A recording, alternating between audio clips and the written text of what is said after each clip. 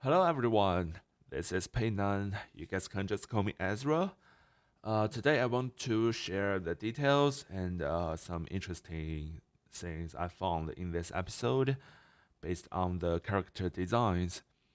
So I have done a little bit of research based on the name of this episode, Jibaro, and it brings me a lot of ideas. Jivaro or Jibaro is a Spanish word which appears during the Age of Exploration, 15th century, meaning the Taino people who are natives to Latin America.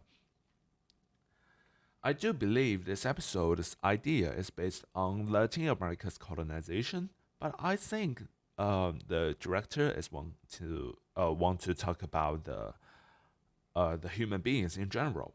So he has blurred the characteristic or the symbols on these characters. There's no specific symbol that directly shows us what region this knight or this missionaries or the siren belongs to.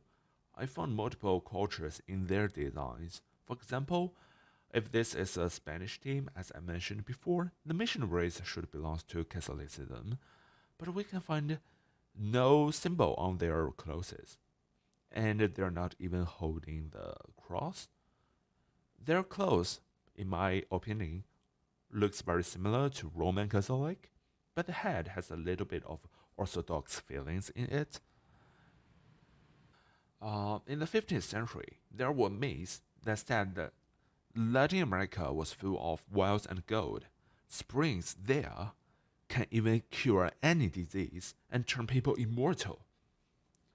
After all these researches, when I'm looking at the siren, our main character, she she is actually the representative of this land and the people on it. During different phases of this episode of this story, the siren is in different conditions. At the very beginning, she is covered with gold and jewels, being so attractive to those knights and missionaries. They fight, they run to her, causing battle and bleeding just like the wilds of the land, inviting everyone to come to this land that has never been explored before. And in the middle part, when she was killed by the death knight, the blood ran all over her body, just like the hurt and damage causing to by the colony to this land. And when she was reborn at the end part of the story, in the center of the lake, she is half naked and broken.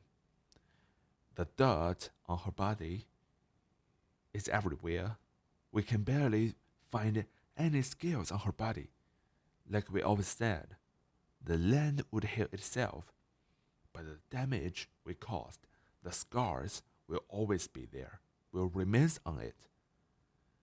Alright, that's all the details I want to share with you guys. I believe these character designs and the clothes, everything shows a even more deep meaning to the audience and is very helpful to the storytelling.